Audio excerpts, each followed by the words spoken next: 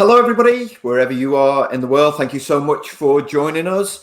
If you use the chat, let us know where actually are you in the world right now. It's a beautiful sunny day here in Melbourne, and I can go outside, which is always a bit of a bonus in these COVID-affected times. But thank you for giving up an hour of your day. I hope you've got some lunch, ready to have a little bit of something to eat while you listen to this speech. Firstly, I want to say a big thank you to the guys at the Finite Group for giving me this opportunity to talk to you. If you don't know the Finite Group, they're an award-winning recruitment, contracting and IT consultancy services organization which operate throughout Australia and New Zealand. It comprises all of these businesses that you can see on screen right now. There's also a link there for you to click the Finite Group. It takes you to Finite Recruitment, I think, and then scroll to the bottom and you can get a list of all of the businesses and find out a little bit more. And they unite people with opportunities, candidates with careers, and clients with quality personnel. They are passionate and seek ways to improve every day. Their lifeblood is connecting great people. Now, I've been very fortunate over my career to get to know a lot of the great people at the Finite Group. In fact, I think when I first arrived in New Zealand, which was September 2007, one of the first people that I met as a senior executive in government, obviously, recruitment companies just like, boom, there's someone new. They've arrived quick. Boom, let's get it. It's like wearing honey and like bees just flock. But what I can say about the Finite Group people is they're the calls that you take. Actually, this has turned into a bit of a roast for recruitment companies. It's not my intention, right? But when you get a call from someone from the group, your Finite Group, you're like, I'm going to take that call because they actually take the time to build relationships. And when I first arrived in New Zealand, one of the first people that I met was Shane Howard of 920. Right now, I think I could be wrong, but I'm pretty sure Shane is still at 920. So what that says is either there's a really great culture at 920, which combines care, collaboration, and provides opportunity for growth, or that Shane has absolutely no career ambition and he's just treading water whilst picking a good wedge up every single month. Now, it's definitely the first one. It's not the second one. It's definitely. But Shane was one of those guys who built a relationship with me, who got to learn more about the organization and what we were trying to do so that he could place quality people. So that's just my little plug for the great people at Finite Group. Hello, everyone. He sure is, Paul. So he is still there. It's definitely the first one. It's the culture that keeps him connected. That's what it is. From the future in New Zealand. Hello, everybody. Canberra, Sydney. The borders open here in Melbourne a week on Sunday, and I leave Victoria 9 hours after that. It's not that I'm desperate to get away. All right, let's get into the presentation. Got a lot to cover today. If you've got any questions at all, there's an ask a question button. What I do is try and seamlessly flick between the kind of presentation screen and the crowdcast screen so I can see your questions. So if you've got a question, just put it in there straight away. I try and answer it real time as much as I possibly can. And apart from all the dumb questions, there are no dumb questions. So we're talking about care, collaboration, and ultimately culture, which comprises those things. And it's important to remind you, just in case you've forgotten, the culture is the number one determinant of team and organization success. And so as I spent some time praising the Finite Group before, what makes the Finite Group and other cultures around the world successful is the fact that they've got something that people feel connected to. They've got something that looks after their employees. I remember having a conversation with Tracy about this at the staff conference about 2 years ago, about what are those little things that we can do to make sure that people feel respected, that people feel that they can bring their best self to work, where people feel that they can tell us stuff and that we'll listen and we'll improve. Because when you have happy staff, you get results every single time. There's so many surveys and so many stats that I could show you. I tried to condense it all into one here. This is from the Gallup State of the American Workforce. And what it says is that actually, if you take the time, if you put the effort and spend some money on actually defining the culture you need to deliver your strategy, you get all of this stuff. Get all of these things. And it doesn't matter where you work. It's not just about recruitment companies, sales, government organizations, private sector companies, not-for-profits. if you actually take the time and effort to build great workplace culture, that's where you get the results. Often we think it's, oh, if we pay people more, that'll keep them. You might do, but you're keeping them for the wrong reasons. What you want is to really create something that they feel kind of bonded to, connected to, surrounded by people who only want the best for each other, who are really striving to deliver the strategic intent that the organization has. And they recognize that they're going about it in the right way. There's a vision that they really, really believe in. And there's a set of kind of emotional values that aren't just laminated and stuck on a wall. They're actually lived in plain sight. I've been working with a utilities company over the last 3 days, delivering a virtual culture definition program. You know, we looked at their 5 values, you know, and I asked them, well, what is it you actually do to demonstrate these values? And they were able to come up with things like that. It's a sign of an organization that's committed to doing the right things so that staff feel not only empowered, but they also feel recognized for the work that they do. None of these statistics that you see right now, none of these things are achievable without putting effort into defining culture and then looking after your people and making sure that they work together in a way that generates productive work and consequently results. The thing is about culture, though, it's too often what we try and do is we try and force it down, top down. And for those of you who've heard me speak before, you know, I'm very vocal about this, is the leadership team can't determine culture in an offsite and tell everyone else what it is. The leadership team can't bring in a firm of consultants or design agency to kind of define your culture and then force it down. That's not how culture works. Culture is the sum of everybody's attitude, beliefs, behaviors, traditions, and skills. So if culture is the sum of everyone, then everyone has to have a say in the definition of it. Now, I recently worked with an organization who's got 3,000 employees. He said, do you mean we have 3,000 people on the call? I'm like, well, obviously we don't have 3,000 people on the call. But what you do is you have representatives of each business area. What we may end up with is 100, 125 people on the call to make sure that everyone's represented, such that it becomes the culture that the staff need in order to be successful. And of course, when we think about culture, it's one of those things that when things are going well, it's not really visible. When things are going well, we just come in, we're not really thinking about stuff. Everybody's happy, it's all good. But it becomes super visible when things are bad or broken. And hands up if you've ever worked in one of those cultures. And then all of a sudden, what leaders talk about is we need a change of culture. And then they go open plan and hope that that will do it. Or go agile. That's the latest culture quick fix, isn't it? Let's go agile. That'll solve all of our delivery problems. But Dave's a dick. It's not going to solve that. And so it's those micro experiences. It's the way that we work together. It's how we interact as human beings. Right? And leaders and managers, I use the word leaders loosely because I think too many people term themselves as leaders when in reality they're still managers. Because a leader is someone who makes a choice to make a difference to somebody's life. That's what a leader is. You put yourself in service of others, lots of humility and vulnerability, lots of empathy, which I'm going to talk about shortly.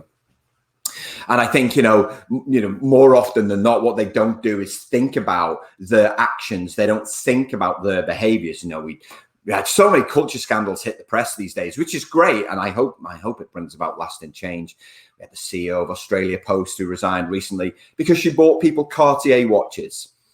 You know what? It's, you know, as gifts go, that's probably the top. That's the kind of thing I would expect at a super successful private equity company, not a publicly funded company. And yeah, I guess the intention was nice, but you know, you could have written a card instead. That would have made them feel good. And it's those little micro experiences. And it's also the stories that we tell ourselves or the stories that we hear. Who's flying business class? I mean, no one's flying at the minute, but who's flying business class? Who's flying economy? Who gets a car park space? Who gets an office? Who's getting off with who at the Christmas party? Obviously, I'm thinking about the younger me. That doesn't happen anymore. Well, not for me anyway, because I'm married. I don't know if it happens for you. So these are all of the things, these little experiences that make culture. And the thing is, with that, as I've mentioned before, without taking the time, without investing the time in defining what it is, you never ever get those results I just show you. You never do. Because people think that you can just bring a bunch of people together, call them talent, and say, okay, well, you go over there and collaborate. High performance. There we go. That's a high performing team. Yeah, that's not how high performing teams, that doesn't happen, doesn't work, right? Even the greatest sports teams in the world right now, they actually spend lots and lots of time on culture, lots of time on defining behavior, lots of time on defining the way that they'll interact and work together. And the same is no different from your organization. No different at all. You have to define what high performance looks like. Otherwise, you'll only ever get there accidentally or in a crisis. All right. So I'm going to give you that sense of what the different cultures look like, and how you can tell where you are so that you can take action to make sure things change. Just a little bit about me. For those of you who don't know, permanent employee for 30 years. So, I worked in the private sector in the UK, and I worked in the public service in New Zealand for 6 years, and also here in Australia as well. I made a bit of a name for myself because there's a little bit of a maverick in the sense that I like to do things in a slightly different way to everybody else. That's not to say I didn't do all of the right things. There are certain processes that need to be followed, but I always put the emphasis on building teams, always. I wanted to make sure that people knew that they could come to work, do their job to the best of their ability and contribute to the success, not only of our team, but the organization as a whole. And often I would go to conferences and I never really spoke. I only spoke ever at 2 conferences prior to working for myself. And I would share ideas and I'd be like, oh, we did this. And people are like, what? Why did you do that? I remember talking about some of the random things we used to do, like no meeting Fridays. People were like, what do you mean? That would never happen in our organizations. Like, why wouldn't it happen in your organization? Why not? We used to lock meeting room doors at a certain time so that people couldn't get in. We used to have all of these things. And so after my last job, I was in my last job. My goal was to change the culture. I felt like I've got a bunch of ideas, a bunch of things that I did and, that were successful that maybe I could share with other people. So I've been working for myself for 5 years now. I've written 5 books in that time. Culture Fix was really popular at the end of last year.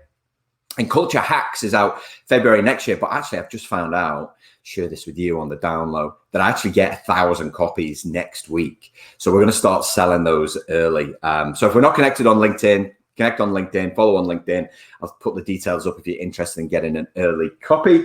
I do 2 things. I help organizations define the cultures they need to be successful. So I facilitate a process, but it's very much the team or the organization that do the definition work. Or I help people transform the way that they deliver projects, because most people are appalling still at project delivery. I'm also the founder and creator of the Culture Fix community. I'm one of the founding members of the Project Management Circle. And I work with organizations just like yours around the world. Asia, Europe, Africa, US, worked with the House of Representatives recently. God, they're in a mess right now. To help them change the things that they need. My emphasis is giving you the information that you need so that you can be successful. And what that looks like at the end of a definition process is we know what vibrant is. So when you look at any kind of culture, it requires 2 things. It requires emotionally intelligent staff. So people who know how to be the best version of themselves, people who are able, who understand their kind of DNA, who are able to recognize the emotion that they feel and then manage it. And also people who are able to build relationships, who have empathy for each other, who are focused on the team delivering outcomes. They've got each other's back. Who are also invested not only with what the team, the department is trying to do, but what the organization is trying to do. They challenge some of the inefficient things that they see because they recognize that working smarter, not harder, is the way that we achieve our outcomes. And so that's the work that I do, is I help organizations define vibrant, and too often people, like I said before with the high performing teams, they just expect this stuff to happen. Culture is just a word that exists in a strategy for many people. And when you think about investing in culture, they balk at the costs of doing so. I was one potential client who I talked to last week, we were laughing because she's been asked to produce a business case to justify the workshop that we're going to run. And she said they'd spent more on photocopiers than they had on any kind of culture definition. And they didn't need a business case for photocopiers, but you do for culture. She was like, it's insane. And yet that's most people, right? That's most people. You think about the time that you want to do a training course or you want to do any kind of event with your staff. What level of scrutiny do you have to go through? Even though there's this recognition from senior managers that culture is the most important thing. Can I have 30 grand? No, you can't. Okay. All right. Well, stop saying culture is the most important thing. And that was the sign of kind of mature organizations as soon as the pandemic hit. Mature organizations doubled down on their culture investment. They doubled down on their learning and development budgets. They did. And, when I look at all of kind of the clients that I'm working with, nobody canceled anything. All they did was defer it until such time as we were able to do it virtually in a kind of much easier way, or I could get back to doing things in person. None of them canceled. You've got the immature cultures who immediately were like, right, well, we can't afford any money for learning and development. It's just like, well, hang on a minute. There's a very good chance you're going to expect more from your people, not less. And you're taking away the one thing that's keeping them motivated is the fact you're, kind of this continual investment in who they are, how you're helping them grow. So I think, that's that difference between mature and immature. The mature organizations are like, hey, we'll always have money to invest in culture. We'll always have money to invest in our people. We're not going to take that away, right? In fact, what we're going to do is take our travel budget, which was ridiculous, and we're going to put that into culture definition, because one of the things that happened when COVID first hit is it really shone a light on the cultures that we had. And for many organizations, they really lacked empathy. There was a real lack of empathy in many cultures. And yet empathy is so important as a human trait. Now, it's a skill that anybody can learn, right? Now, some people are born with more empathy than others. Those of you who've done any kind of research on the psychology or on Jung's theory of personality, we know there are certain people who are predisposed to have more empathy than others. For everyone else, it's a skill that you have to learn, right? And if you're a manager, empathy should be the number one thing that you're working on, right? Now, when we were growing up, for the parents and guardians said, it's about putting yourself in someone else's shoes. Of course, it's more complex than that. It's not about putting a pair of heels on at the weekend. That's how I spend my Sundays. It's about really learning someone else, learn someone else's kind of personality makeup. What are their strengths? What are their opportunities for improvement? We don't have weaknesses. We just have opportunities for improvement. How do we learn a little bit more about their background, maybe some of their triggers? How do we spot when they're stressed or anxious? And it's crucially important that we're able to do that. If we're to create this culture of safety, and we're going to talk a little bit more about safety shortly, then what we want to make sure is that people feel able to speak up when they're just not feeling it. That people are able to speak up and challenge some things. We recognize, and one of the big things we need in our safe cultures is cognitive diversity. That's where, for me, that's where you get the maximum business results, where we recognize that everyone's got a slightly different viewpoint. And then from an inclusivity perspective, we're doing things to invite those different viewpoints. But, if you've got lots of empathy, you recognize that. What you want to do is kind of build relationships. You want to strengthen those bonds between individuals. And, kind of pre-COVID, I don't think we put a lot of effort, or many organizations didn't put a lot of effort into relationship building. It was almost seen as an add-on to other things. And often it was just like, yeah, we haven't got time for that now. Or, we're going to do a team offsite. We're going to have to cancel that. We're really busy.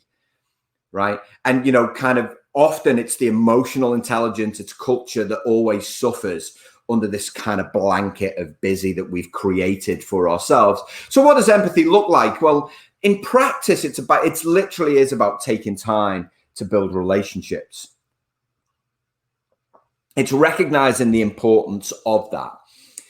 It's understanding that only by speaking and listening, which is really, really important, to others, do we ever build up the knowledge that we need to be able to display empathy. And I think it's one of those life skills that you'll never ever lose. You'll never lose. And for parents out there, this is what we're trying to drum into our kids right now. We're trying to get them to think about the effects of actions and words on other people. And often I think there's this generational view that we have. It's just like, oh, well, the next generation are going to be way more empathetic than the previous one, and the world will get better and better. It's not always the case, because often children, particularly, and those coming into the workforce, are influenced by the people around them. So it's up to each person to kind of role model what empathy looks like. Not only that, is to really spot when someone's struggling.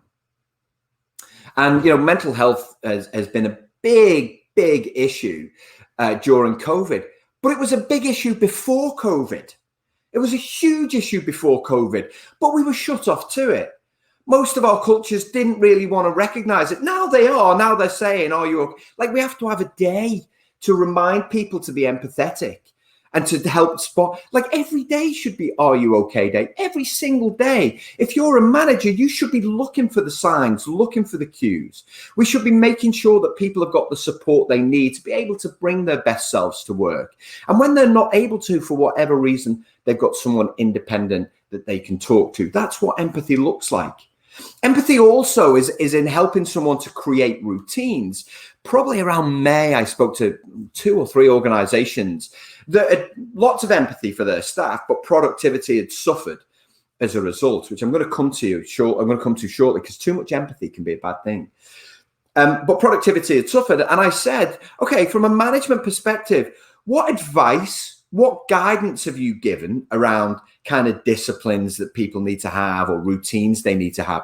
And also, have you looked at your priorities and said, actually, for people who've got children working at home, there's no way they can get through the same amount of work. I spoke to one guy and I asked the question, I said, okay, so I said, you've got parents with children at home. I was like, what have you done to address your priorities?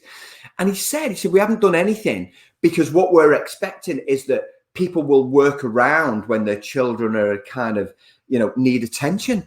I'm like, have you got any kids? They need constant attention. They're always walking in on the door, even when they should be in a Zoom class. I was like, you have to reduce the amount of work that you've got, and recognize that it's exhausting. It's absolutely exhausting. Kind of having your kids at home, because you're constantly trying to entertain them whilst doing your job at the same time. So it's coaching on routines, disciplines, but it's looking at the priorities and saying, okay, what's still achievable, what's not. And from leaders, yes, it's about being seen. Yes, it's about being heard, but it's also about listening. It's also about asking, hey, listen, kind of what's going on in your world right now? What are some barriers for you to deliver? What are some things that would help you as a team get through more work? And organizations, they're very good at doing culture surveys, but very poor generally on acting on them. And so I think, when we think about building greater empathy, greater collaboration, it also requires more listening. And then kind of a more structured approach to building the kind of cultures that not only value us as human beings, but also recognize that we can only do great things when we work together. But as I mentioned, too much empathy is a bad thing. It's one of those things, I don't think people like talking about it. We like to say empathy is good. It's like, and it is. It's great. And it's a skill that everybody needs. But ultimately, we can go too far the other way. Right? So we can have too much empathy. And when we have too much empathy, it leads to what we call pleasant cultures. And I'll come back to that diagram shortly and talk you through that thing. So pleasant cultures, where we're asking too many questions, we're seeking too much input. There's too much secrecy. We're protecting people. Like, secrecy is really bad for cultures, because what we're saying is we don't trust you. When actually people are just like, just tell me, I'm an adult. I can deal with it. I don't want to find out from somebody else. And that's the thing with secrecy in cultures is we always find out. I remember in one government organization when I was working in New Zealand, we had a secret project. I was like, we have to tell people about this. And it was, it had to do with headcount reduction. That's just the natural cycle of business. I said, yeah, but we have to be honest. We haven't got as much operational funding, which means that we have to reduce the number of projects. We have to look for ways to save money. So maybe that's the first part of our communication. Is there any ways that we can save money? Because this is the hole that we're in. And also the reality is we may have to make some people redundant, but we want to let you know that.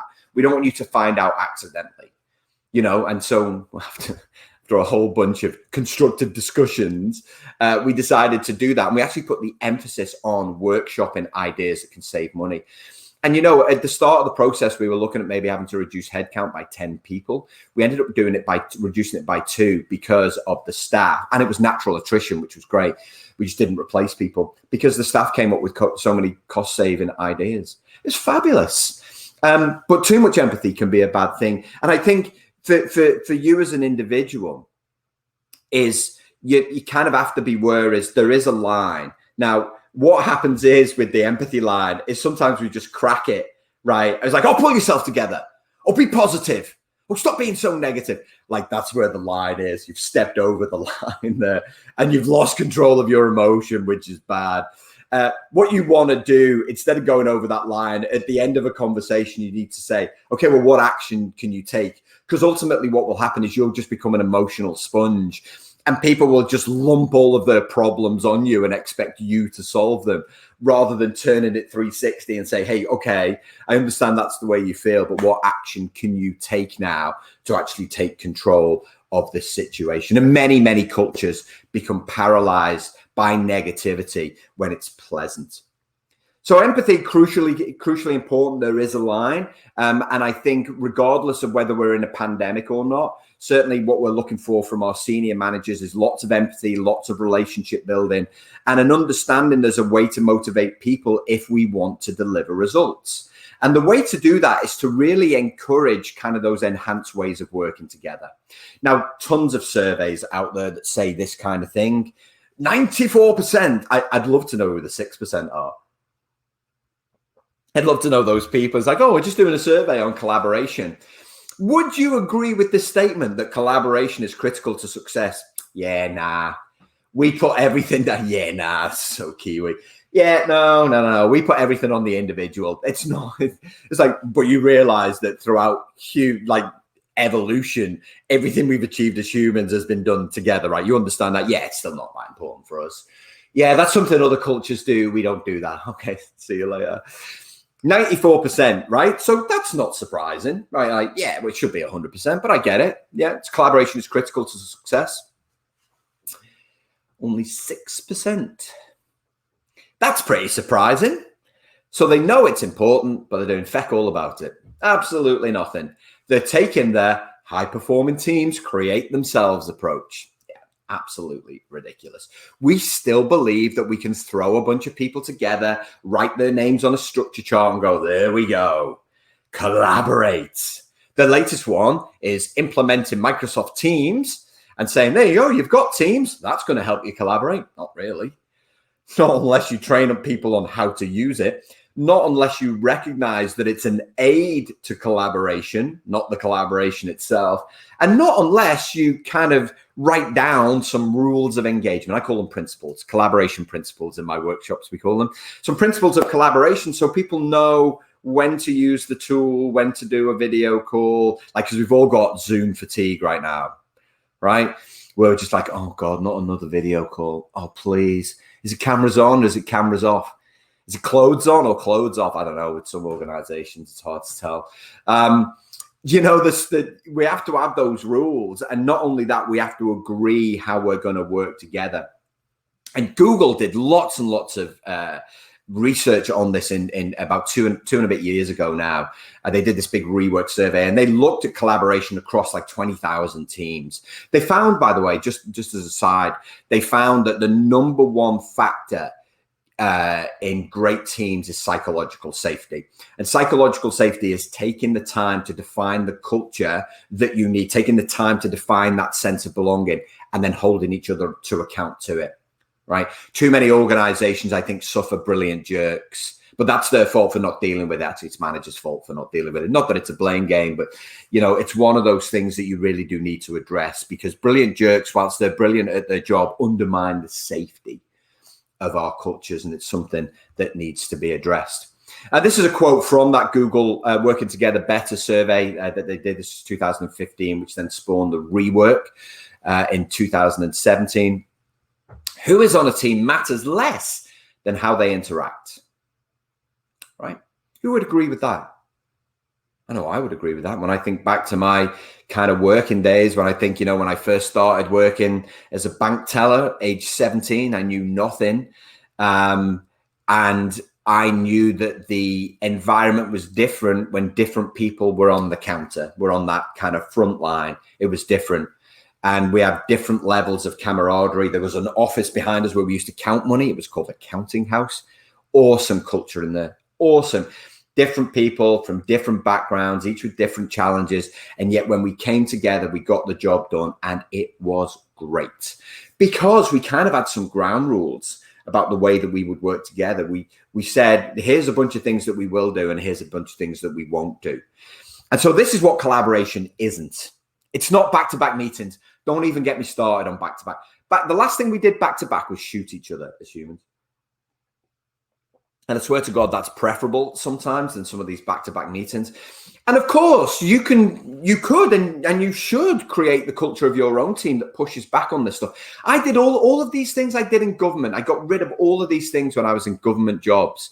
So don't tell me it's not doable, because it totally is. You just have to have a bit of courage to stand up against some of those cultural norms. Other things I did, uninstall the email app from my phone. There's no policy that said that I had to, unless I was on call, in which case I reinstalled it.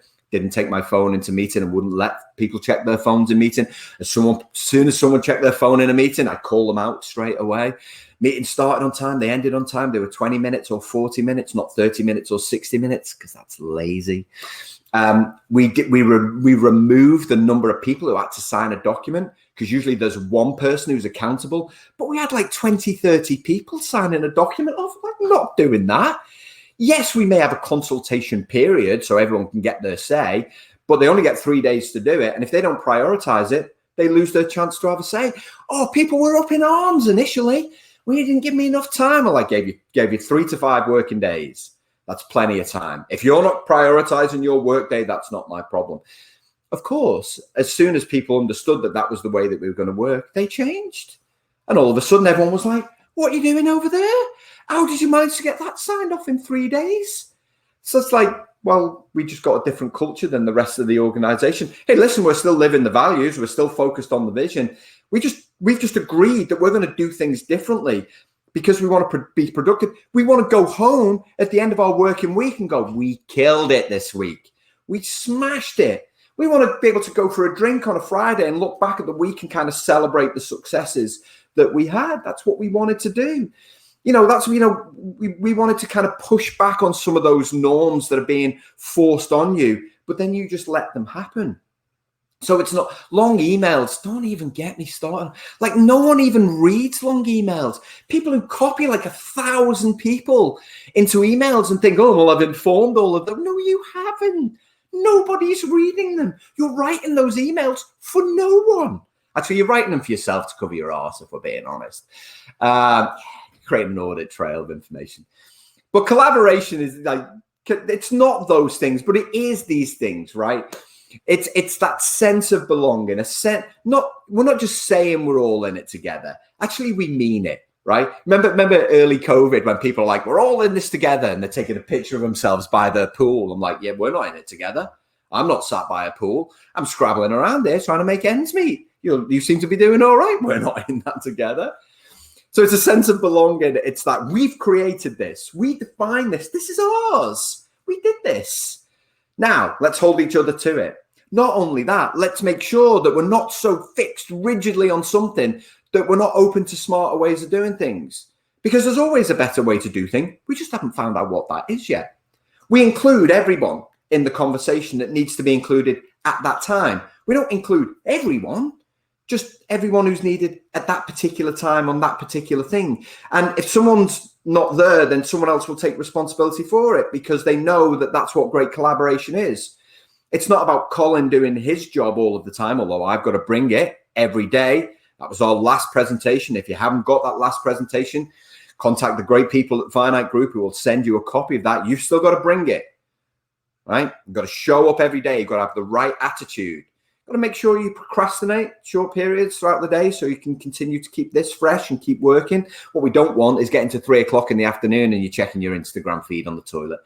Yeah, that's not you bringing your best self to work every single day. But we recognize that we have to take the odd risk every now and again, not like physical risk. We don't want physical harm. We don't want you to compromise the reputation of the organization. But sometimes we have to ask for forgiveness, not permission, right? That's what collaboration looks like. We just keep inching further and further forward. But crucially, it's about challenging those people who seem dead set on holding us back. Now, I believe in all of the good that humans can do. And I think fundamentally, we're all good people. We want to do a good job. And I think often the cultures that we work in pull us down. Have you ever had that? Where you get up in the morning, you're like, today is going to be a great day. And then all of a sudden you've got 50 emails in your inbox. You're like, oh my God, it starts. You've got a day of back-to-back meetings. Then you've got someone who's completely and utterly disrespectful to you or someone else, shows no remorse, no humility. All of a sudden, the results aren't where they should be. People are shouting. You get home at the end of the day and you're just like, I'm going to kill someone, like literally going to do it. Often the culture pulls us down. But there are some people who seem to make it their job to make it difficult for people. If you're a manager, you've got to deal with it. That's your job. That's what you get paid for, to be perfectly honest with you. Now, there's always 3 conversations, and the first one is empathetic. Hey, listen, Colin, your behavior and performance isn't where it needs to be right now. Here's something I've observed. So it's got to be a fact. It can't be hearsay. Here's something I've observed. Now, listen, I'm giving you the benefit of the doubt here. What can I do to help you change that? Because, you know, you're capable of way more than that. So what can I do to help you? Is there a barrier I can remove? Is there a decision I can make? Listen, can I help you out? Is there someone I can help get to come and help you with this?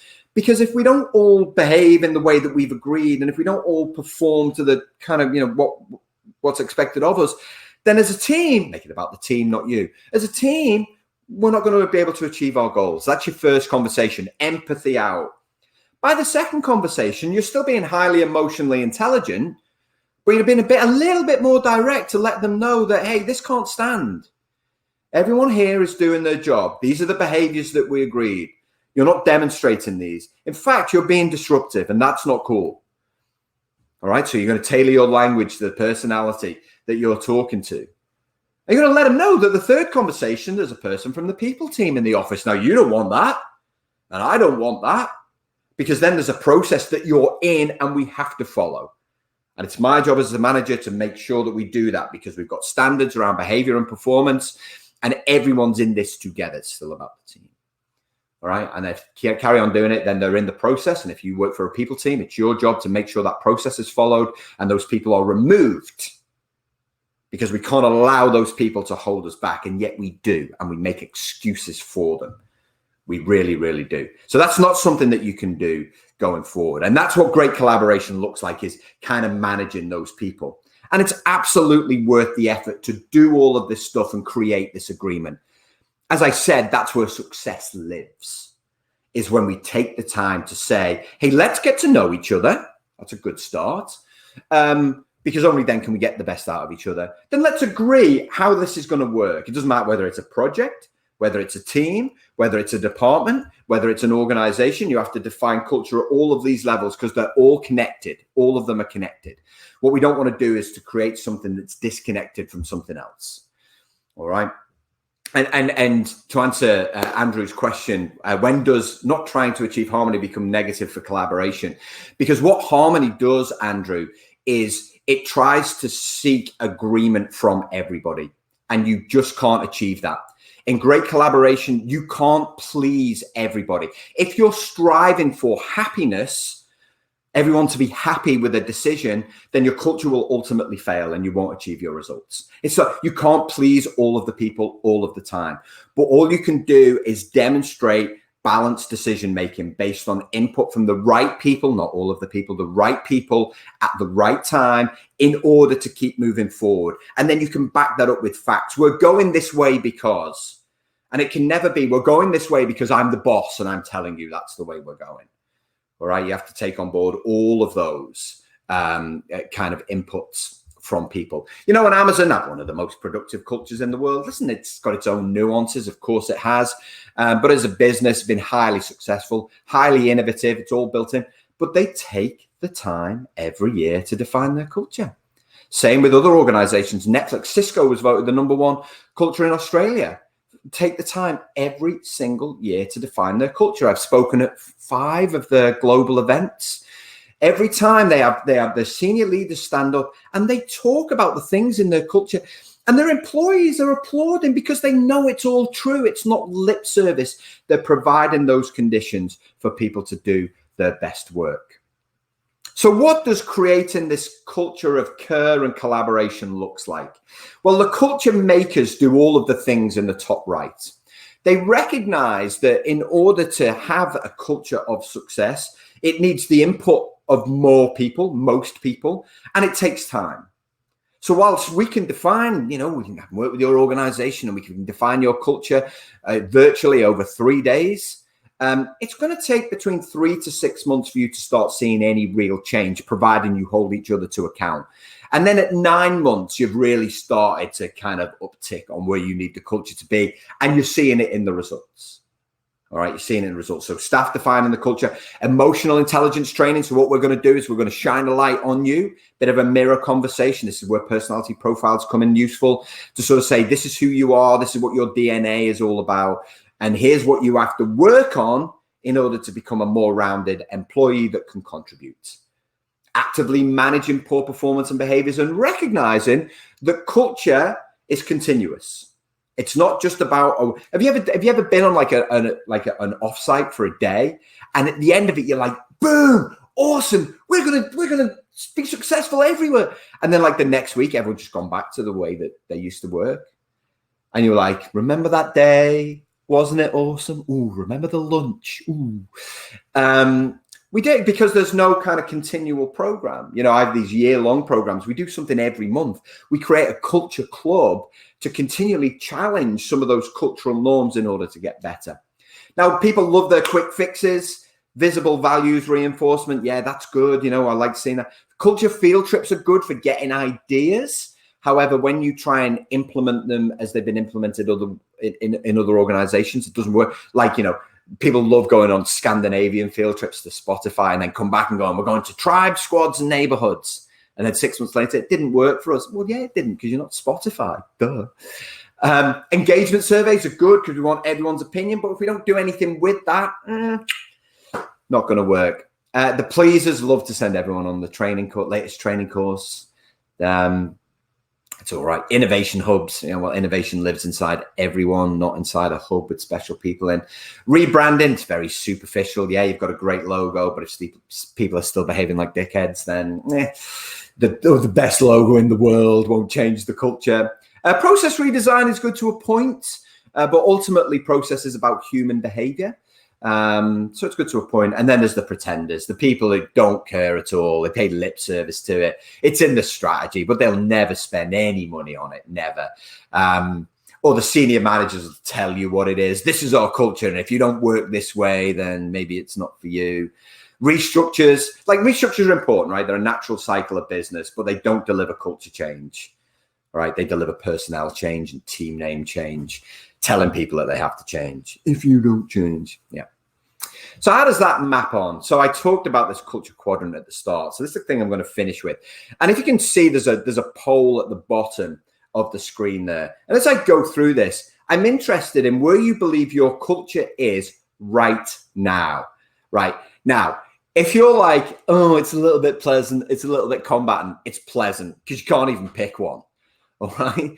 So what I want you to do is to think about where does it feel like you are right now? What you need to know is anything above this line is successful, right?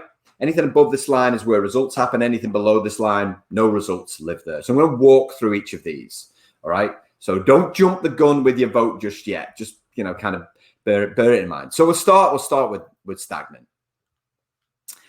So stagnant ponds, right? Stagnant ponds in the UK, where I'm from, it's kind of shopping trolleys, dead bodies. It's in Liverpool.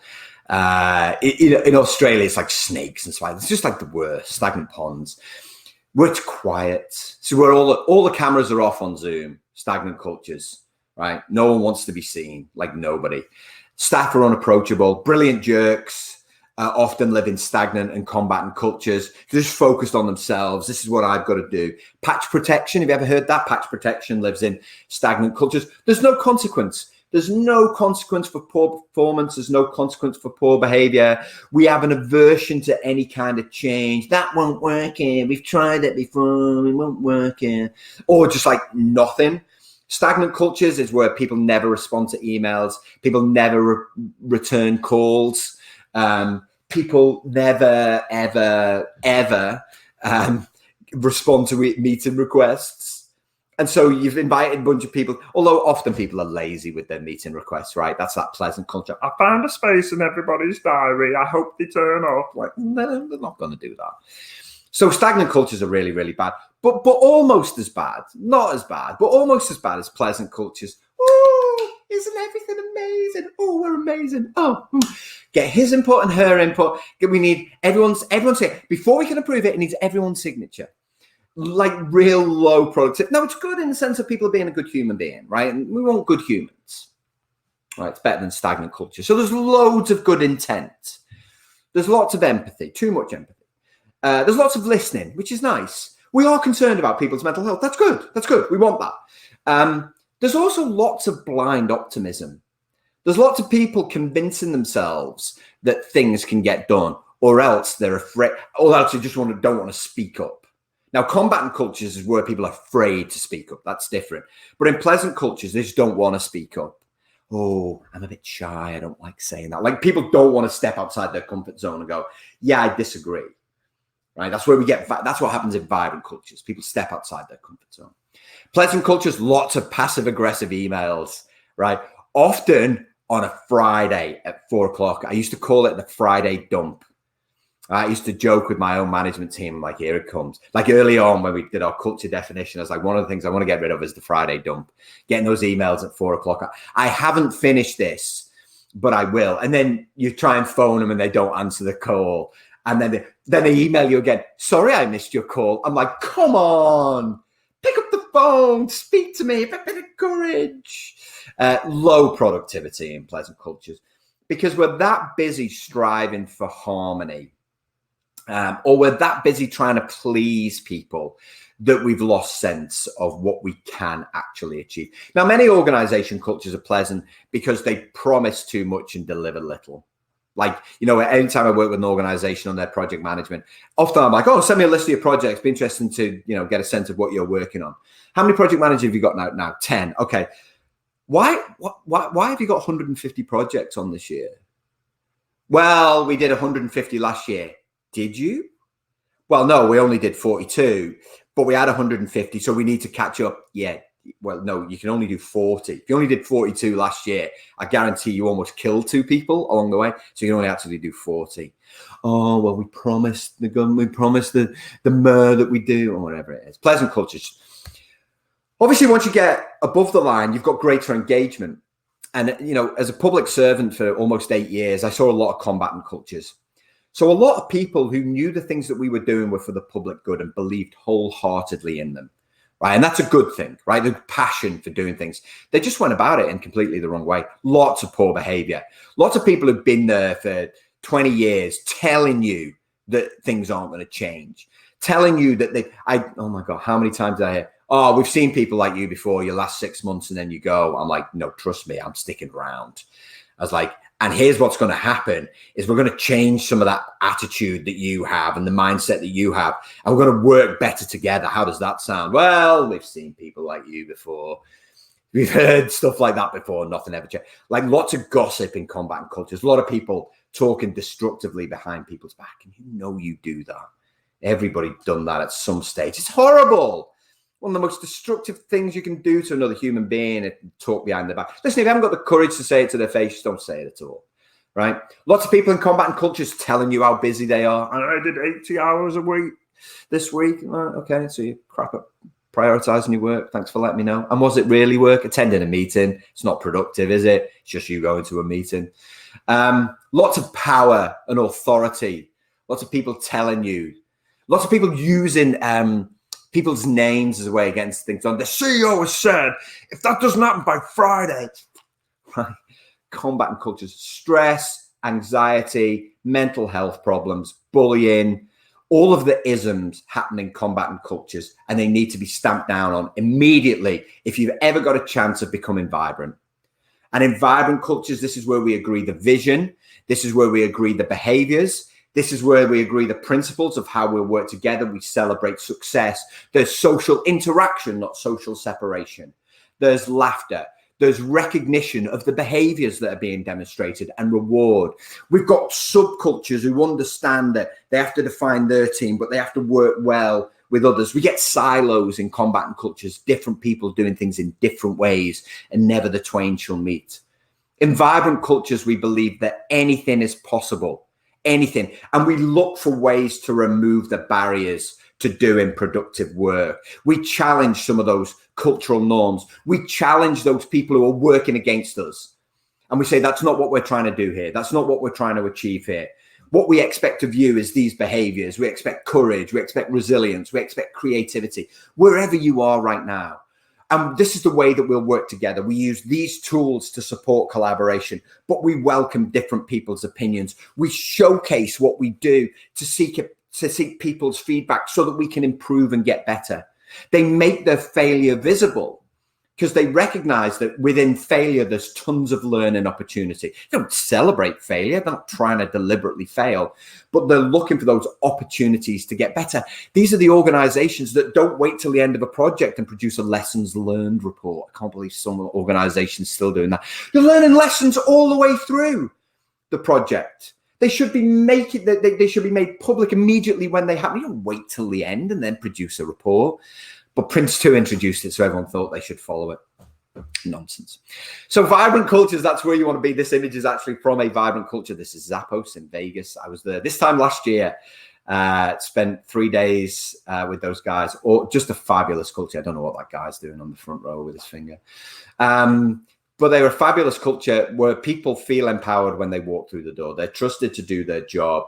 They can get, like, as a call center. They're an online shoe retailer, by the way. Their customer service is just fabulous. Their interactions with each other are great. They live their values in plain sight. All of the great stuff that you would expect. So, thinking about all of those cultures, where are you on the quadrant right now? So there's a little button at the bottom there that says polls. So if you click on polls, and if you just vote where you think you are right now. So most votes for the minute for combatant, least for vibrant. But where are you right now? So on polls, just click which one, where you feel you are right now, where you feel you are right now. I think often most organizations, generally it's never always vibrant, but never always stagnant. So they feel they're somewhere between pleasant and combatant, which is very much playing out in this particular poll here. But, you know, it's a function of not spending time to define the culture that you need to be successful. For often you get there accidentally. You know, I joke all the time about crisis. I don't joke about crises themselves. But organization culture in a crisis is when there's a crisis, all of a sudden we have a vibrant culture. You know, the joke that I have is about email going down in IT. All of a sudden, everyone's speaking to each other. All of a sudden, they're picking up the phone. All of a sudden, there's a buzz in the office. And then when it's fixed, everything goes back to the way it was. All those massive headphones go back on. In our open plan office, which destroys collaboration. I didn't even have time to talk about that on this presentation. All right, so what can you do? What are some actions that you can take? Well, there's 3 things you can do. is number one, you can take the time to build relationships. You can only ever be empathetic if you take the time to get to know the other humans in your team. And so what does that look like? It's the skills, it's the background, it's the interests, it's their families, all of that kind of stuff. All right. Take the time to get to know people, because only then can you be empathetic. Agree how you'll work together. So sit down and say, right, what's a meeting? What's a workshop? How are we going to communicate on kind of individual things on a day-to-day basis? You know, are we going to do stand-ups? Are we going to do sit-downs? When do we use video? When do we use chat tools? You know, when do we use these other collaboration tools? Actually agree how you're going to use all of this stuff. And both of those things factor into taking the time to define your culture. Now, like I said, the workshops that I run, 2 days in person, 3 days virtually, mainly because we give people a break in between screen time. And that's all it takes. And at the end of that, you have a culture deck that defines how your culture needs to work together in order to be successful. And this is so many organizations are doing it now because they recognize that in order to bounce back next year, because let's face it, 2020 has been an annus horribilis, as the Queen once said after Diana died. It's been awful. So organizations are already starting to define the culture that they need to bounce back now, but they're not waiting. They're not like, well, when we get a vaccine. They recognize that productivity has to start from now. If you're interested in finding out a little bit more, you can take a quick picture of this here, or you can just head to www.colindellis.com, find out a little bit more about the work that I do. Otherwise, I want to say a huge thank you to the people at the Finite Group for asking me to do this. We'll be sending those guys the video. I'm sure they'll be sending it your way if you want to see the recording. Also, I'm going to produce a sheet, not only for this webinar, but for the previous one as well. Kind of a bit of a, I suppose, a quick sheet on the things that we covered, but also on those actions that you can take, some of those things that you can think about. All right, I'm going to stop talking now and leave 5 minutes for questions. Does anybody have any questions at all? Any comments? Does that ring true for anybody? Anybody recognize their organization in that and say, hey, we're doing great stuff? I love it here. Anybody who's like, oh, I need a new job. I need to find that organization that's doing all that stuff. And there are loads of them. Loads of them. All right. Any questions? Gotta love awkward silences. I'm not big on awkward silences. All right. If there are no questions, I'll hang on at the end just in case there are. I understand sometimes people have got questions afterwards. Otherwise, thank you again to the Finite Group for asking me to do this. Thank you all so much for giving up an hour of your day. I hope you found it useful. Go forth and create the cultural conditions where both empathy and collaboration are naturally occurring things, because that's where success lives. Thanks so much for joining us, everybody.